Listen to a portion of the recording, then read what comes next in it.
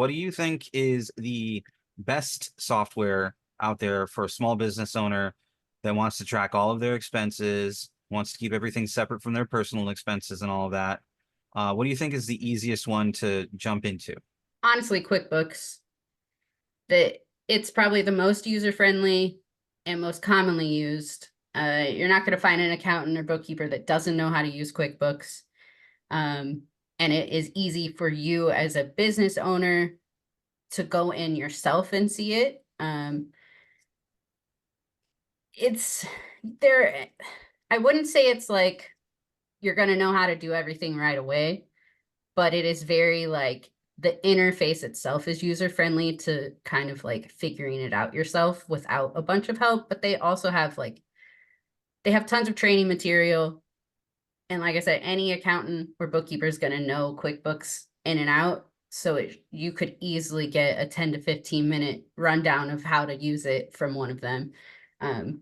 It would be no problem to learn how to like upload a receipt. Like I said, you could literally, you set up an email, you put that email in your phone as a contact, you take a picture of a receipt on your phone, and it goes straight to that email in QuickBooks, which then uploads it. So it's like, yes, you could go an extra step and learn the software yourself, or you could just say, hey, accountant, I know about this tool. Can you set this up for me? And then that's all we need. We just need you to take that picture, that receipt, and get it there, and then you're good to go. But yeah, I'd say QuickBooks. I know Zero Accounting is also another popular accounting software. It's just it's not as widely used, not as universal. QuickBooks is definitely. To keep records, what would you prefer? I'm with Alex. I think QuickBooks is one of the more common ones out there.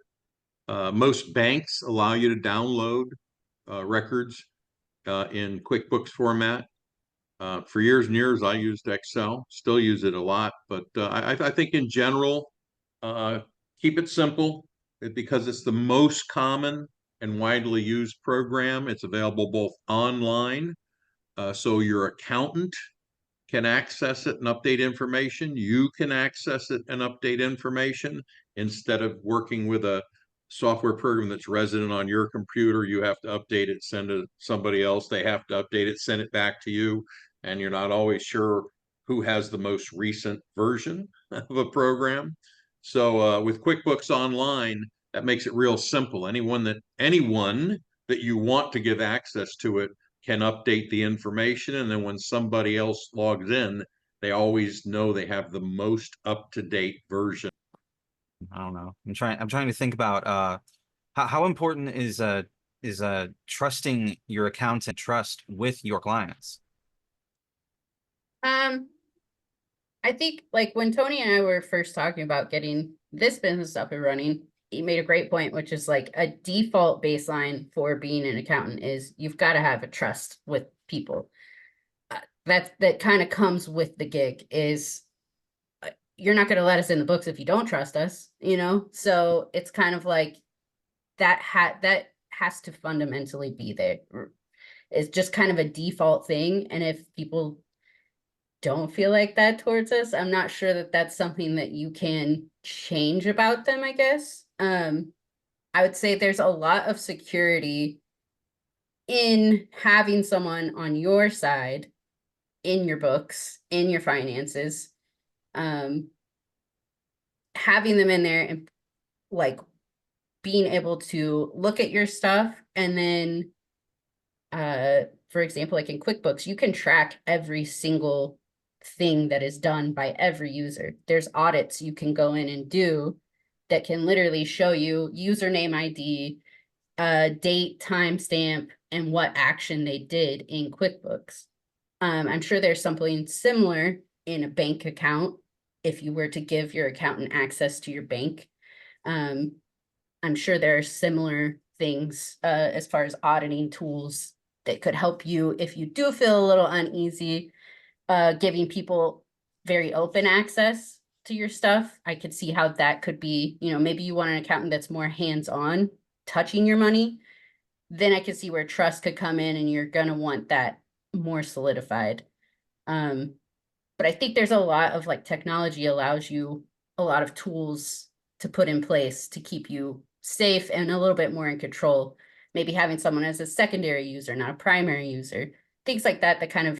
All right. So that wasn't, yeah, that wasn't too bad of a question. Tony, I want to ask you one of these. What are the tax implications of hiring employees versus independent contractors? That's an important one to know for anyone that's starting a small business nowadays. Yeah, pretty significant. So, Oh yeah. yeah, if you've got an employee, then you're going to be responsible for half of the Social Security taxes that need to be paid in to the government. You're going to be responsible for paying into usually the state unemployment taxes. You're paying in, and you're responsible for collecting. So collecting and submitting that money, and there are a lot of responsibilities for an employee versus an independent contractor. Um, Independent contractors are responsible for all their own business expenses. They're responsible for their own taxes. You don't have that liability, but it's not just as simple as saying, I'm not gonna classify anybody as employee. If you're working for me, you're an independent contractor. It's not that easy. I've had to help people get out of messes they got themselves into because they thought just because they called someone an independent contractor, they were. But you got to understand that there are certain things that you do or that you might fail to do that will classify someone as an employee, whether you want to classify them as an employee or not.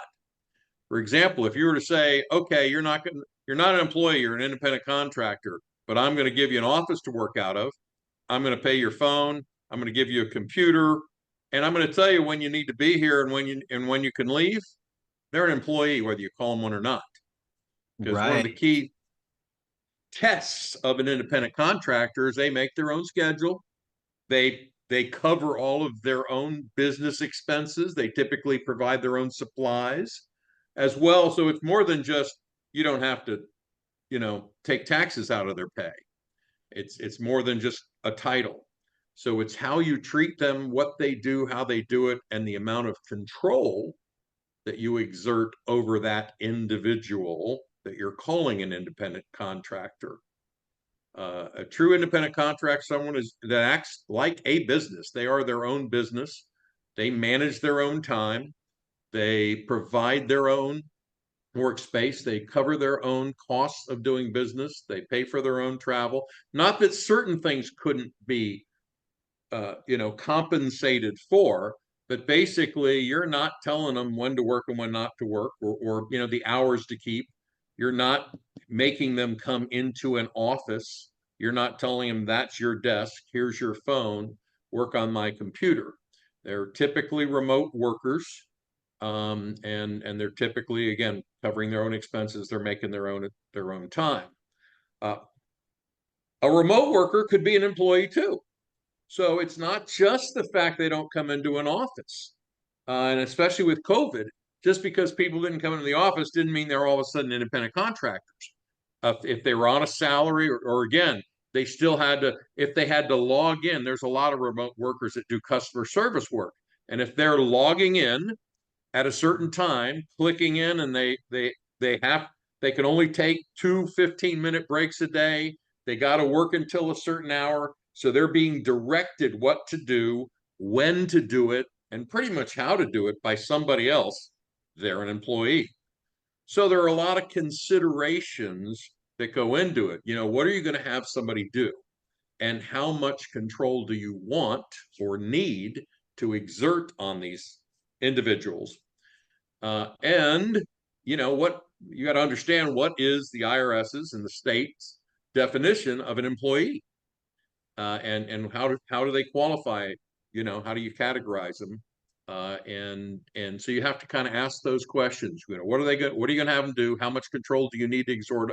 Do you have to have them manning a certain place, or a phone line, or a customer service online website, or a space? They have to work the front desk and greet people as they come in, and they have to do it from a certain time to another time. then, you know, whether you want to or not, or whether you decide you're taking taxes out or not, you may find yourself a year down the road getting audited, and people that you were calling independent contractors, the state or the IRS or both determine, well, they really were employees. So now you owe us all these back taxes that weren't being collected and paid, plus late fees and penalties. And you don't want to be in that position. So you want to understand what the true classification of an employee is versus an independent contractor, and what you're going to want or need individuals that are going to be part of your team, part of your organization to do, and when it's appropriate to classify them as either an employee or a independent contractor, and the safeguards, the things you need to do to document that and make sure it's done properly. So there's things you do or should do to keep you from getting in trouble down the road and owing big chunks of money to the IRS or the particular state you're based in because you didn't do something that you should have, or and may not have even been aware that you were supposed to do. I think that that's why you should probably consult someone at the very beginning if you're starting a business, right? That's Get them generally right a good from the idea. beginning, because there's a whole mess of stuff going on. There's a lot involved in starting a business. There are a lot of important decisions to be made that have long-term ramifications and sometimes very costly ramifications if you don't. Business to run. So what's another way that you can maybe, let's say, what are the top 3 deductions that you think someone could be misclassifying an employee? I'll defer that to Alex. Yeah, What Alex, are go some of the for it, bro. common things that people miss on their taxes that they could or maybe should be deducting but don't? I mean, I was like kind of following up on the last question too. 1099 versus employee can also be a very like strategic decision. Yes, there's more cost in having someone as a W-2 employee, but those increased costs are they are tax deductions for that business. You're getting a deduction from paying those payroll taxes that you're matching. So you've got to match, you know, Social Security, Medicare. Those things add up for people who are on salaries. If you got someone on a, you know, 40K plus a year salary, those are chunky tax payments that you're making on their behalf. And like I said, those are tax deductions. So if you're maybe a company that has all 1099 employees, that maybe could be those positions, maybe some of them could be adjusted to be W-2 employees, there could be a tax advantage to doing that. It would just depend on the situation and what your goals were as the company and stuff like that. So I mean, I do think that could be one that people are missing. I think people could also easily be missing out on home office space. There is a limit to that deduction.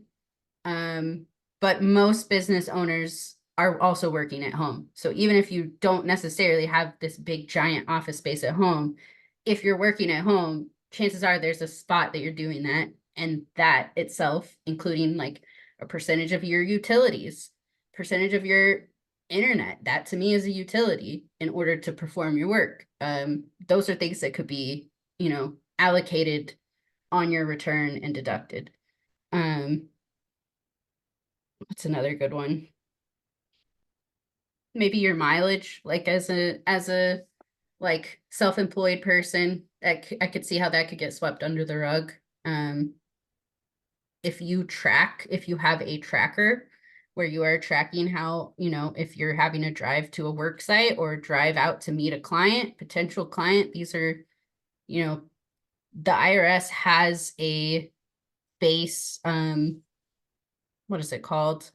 Where they basically pay you back for your mileage. They establish each year there is a rate that they will reimburse you as a in the form of a tax deduction. They're not obviously not paying you for that, but you can calculate how much that would be based on how many miles you drove that you've like documented. And you can put that on your tax return as a deduction that that was a travel expense as the business owner going out and meeting clients or getting to a work site or whatever it is.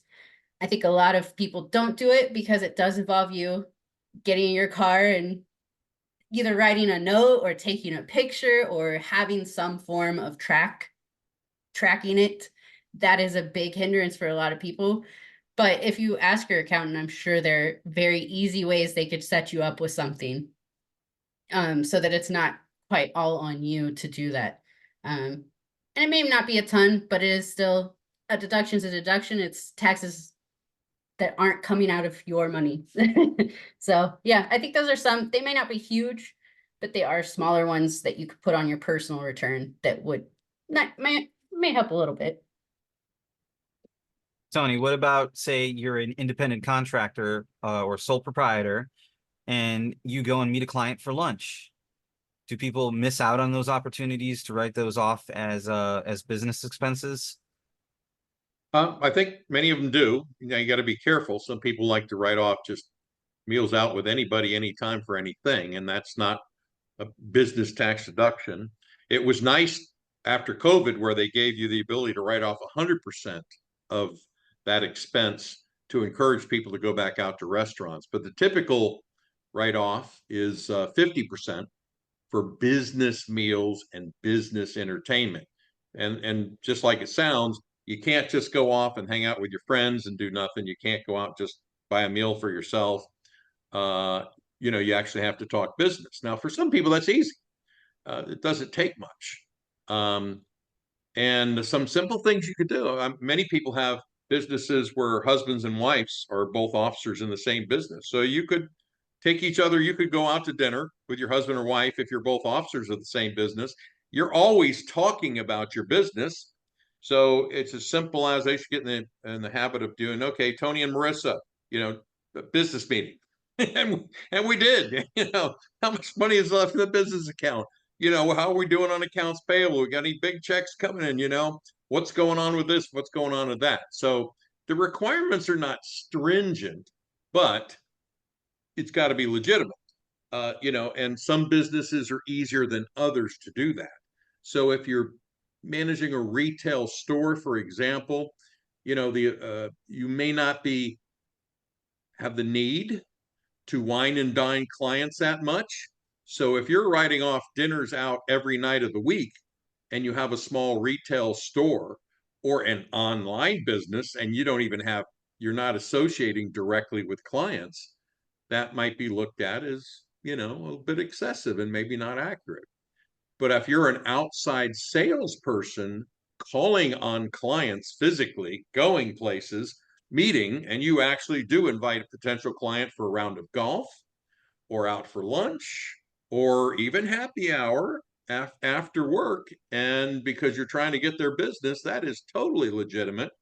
And some people, they're doing that on a regular basis, whining and dining current customers to keep them happy or to try and entice them to stop doing business with somebody else and come doing business here. That is a totally legitimate thing. But you have to be in that kind of position and it has to make sense. So if I'm a salesperson, outside salesperson, it's my job to get new clients, then I could legitimately maybe be writing off business meals and entertainments on almost a daily basis versus someone that really doesn't interact directly physically with clients or potential And stuff like that. And I'm Uh, legitimately asking, what's something I actually missed? have a client that he does auto dent repair. And so every year he spends a good $1,000 on clothes. Um, because that job destroys everything you wear when you're fixing that stuff. So, and you also have to have, I mean, he's buying nice stuff, but it also is lasting the whole year. Um, that is a tax deduction for him. He's wearing those to work in to do his job. He has to have those to do the work. Same thing if you're like going out in the field, you know, sometimes he's not just working in the shop, but he'll follow like a storm to a different state. If he knows a big hailstorm just happened, he might go across the country. Well, you might need a completely different clothes there. That's still a business expense. You're going there for your job to do work someplace else. You need these things to do that job. Um, like Tony said, I don't think the IRS is, yes, there are some things that are very strict, but for the most part, for like a self-employed entrepreneur, business owner, there is a lot of leeway to make it so that if you know the rules, the guidelines from the IRS, there are ways to follow those to help you get more deductions by fitting what you're doing into those rules. You just have to know what they are so that you feel comfortable doing that. So, I mean, I think clothes, uniforms, that's what they are. They're uniforms for work. That should count. Things like maybe you're on the road, uh, you pay for like a travel meal, travel expense of going in the store to get a coffee. That still should count. If you're traveling, your gas money, that should count. I don't know. I'm trying to think. If you travel, you need to pay for like Wi-Fi where you're at so you can access stuff to do your job. You may have to pay out of pocket for that. Maybe you had to go buy something, you know, like a little Wi-Fi thing that could travel with you. That could count too. But the key is going to be having records so that you can show that it was legitimate. And I Mhm. imagine unless you already know the answers to these questions, that's why you really do need a CPA.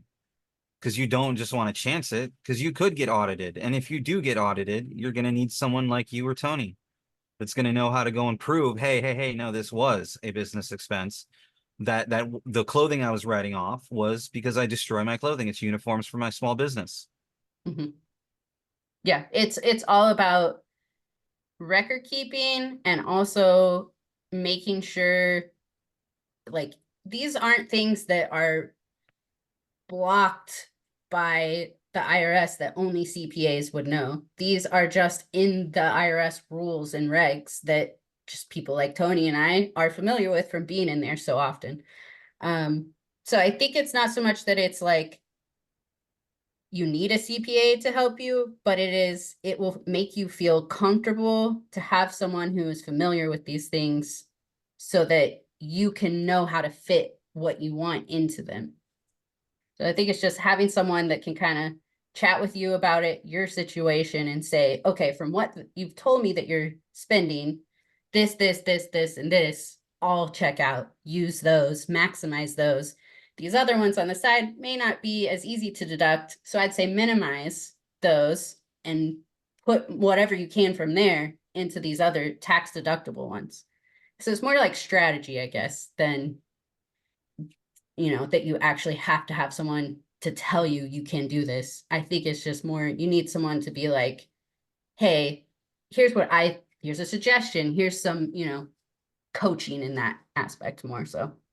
Yeah, because it seems like there's a lot of little things that you could just miss. Mm-hmm.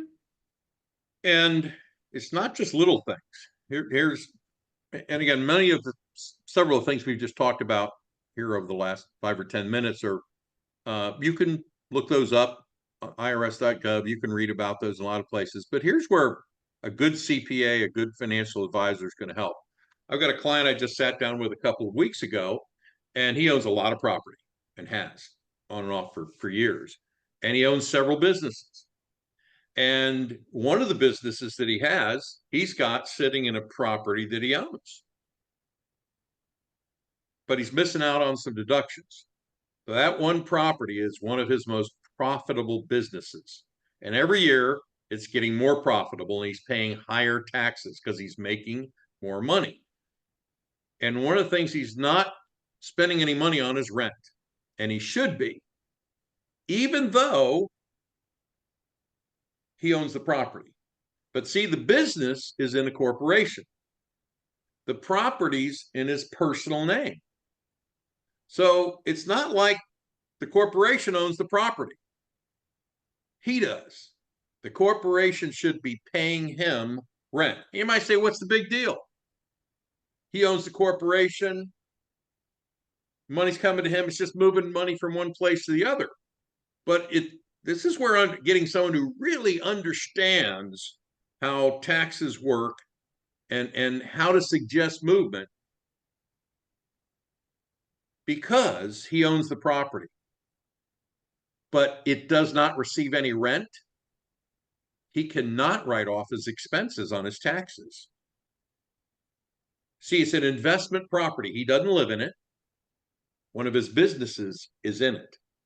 And as an investment property, things like property taxes, depreciation, maintenance, a bunch of expenses that you would normally write off on an investment property or a rental property that you owned, he could write off. But because it is not occupied by a tenant, a paying tenant, a certain number of days per year, nor does he advertise it, because he's trying to find a tenant and he just can't find one. That's not the case. He's got a tenant, one of his corporations, not paying rent. Then he doesn't get he's not able to write off legitimate expenses, depreciation every year. It's just sitting there on the books. Every year it rolls over. We couldn't claim this because he didn't collect rent. He's not an active business. He's not Yeah, in the so business of managing rental real estate. So there's all these things on the books that would normally be he'd able to claim, but because he's not collecting rent, he's not able to claim them. So he's losing tax deductions there, and he's paying money to the government because the other business is too profitable. One of the reasons it's too profitable is not paying rent. So he could charge $2,000, $3,000 a month, pay it to himself. That's less money that the business has to pay. And this business is paying now money to the IRS every year and to the state because it's making so much money. It's above that minimum threshold. So he's paying money to the IRS. He's paying money to the state in taxes.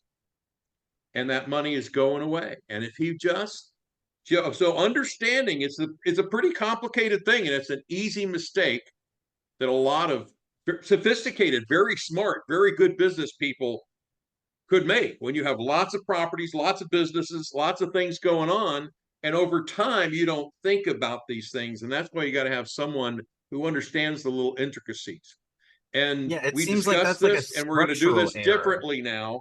And he's going to probably save $20,000 to $25,000 this next year by making a few simple moves. That's not going to go to the government. That's going to stay in his pocket because he's just moving money from one place to another legitimately.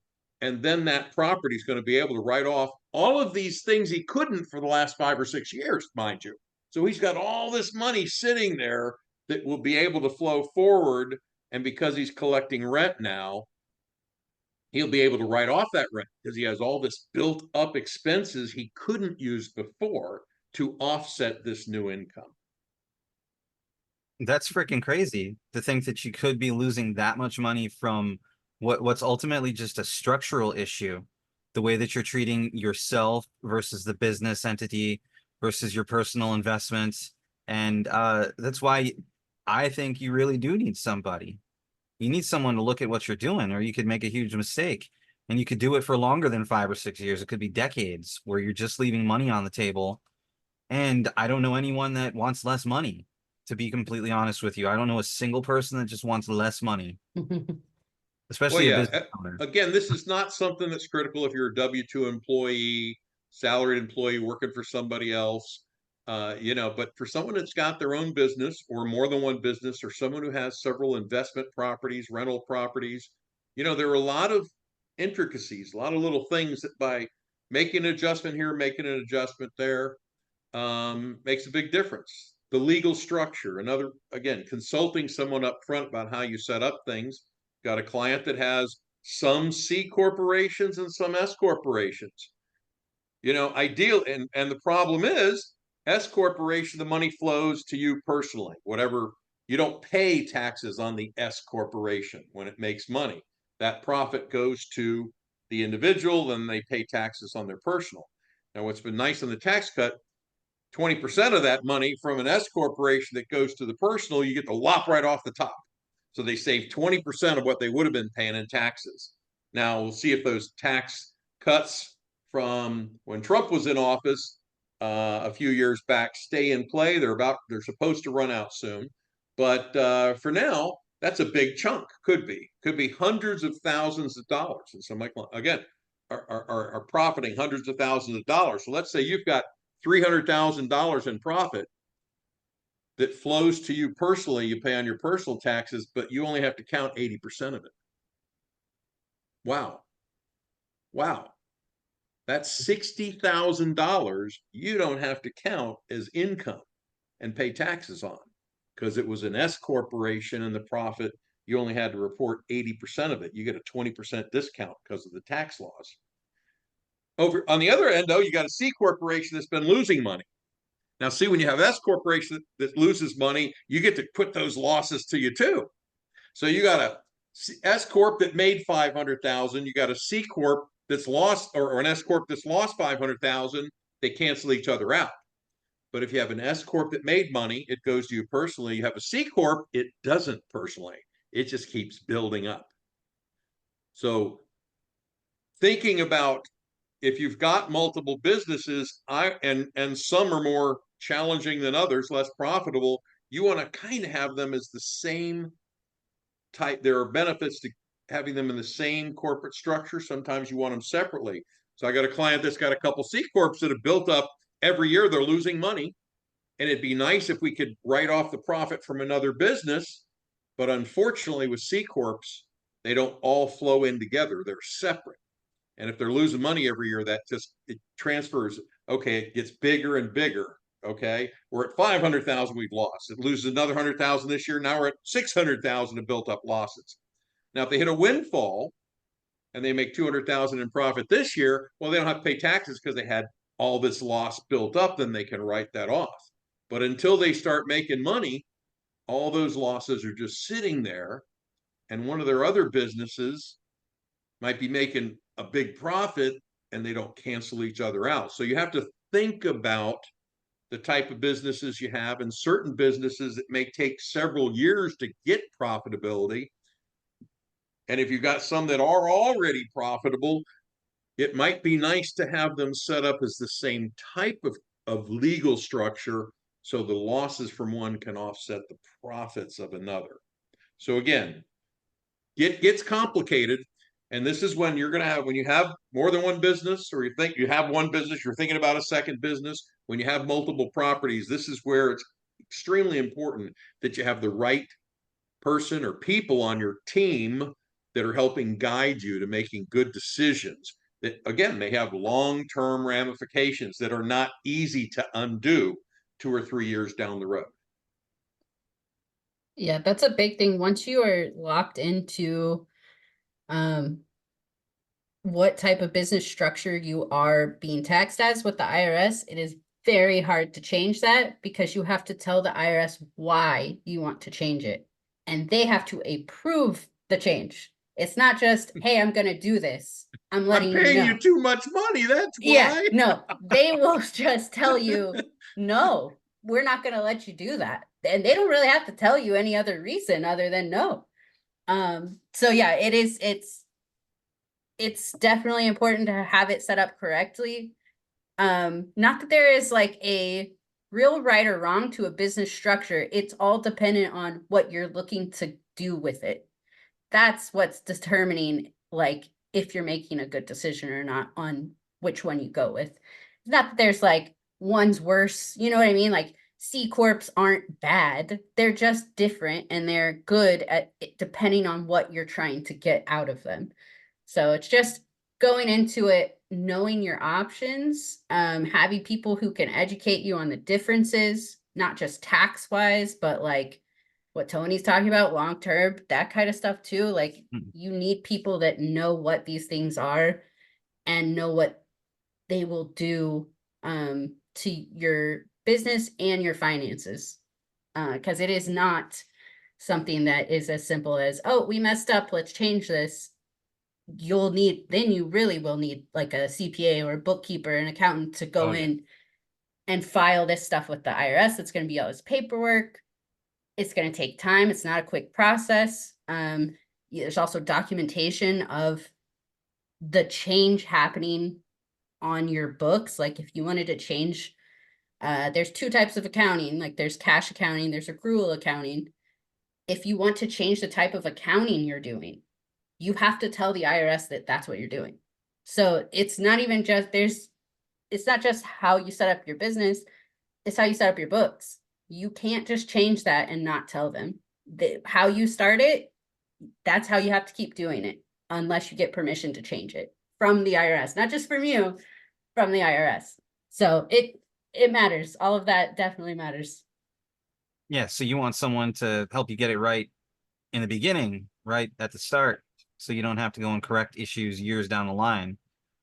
I wanna ask you, Alex, can you in simple terms explain business loss to me? Loss of profit.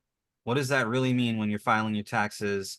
And I know there are differences between the different structures and different registrations, but what is loss in the most simple terms? And how can someone maybe maximize loss for their first few years of operation on a business, for instance, and use it to their advantage, like Tony was talking about?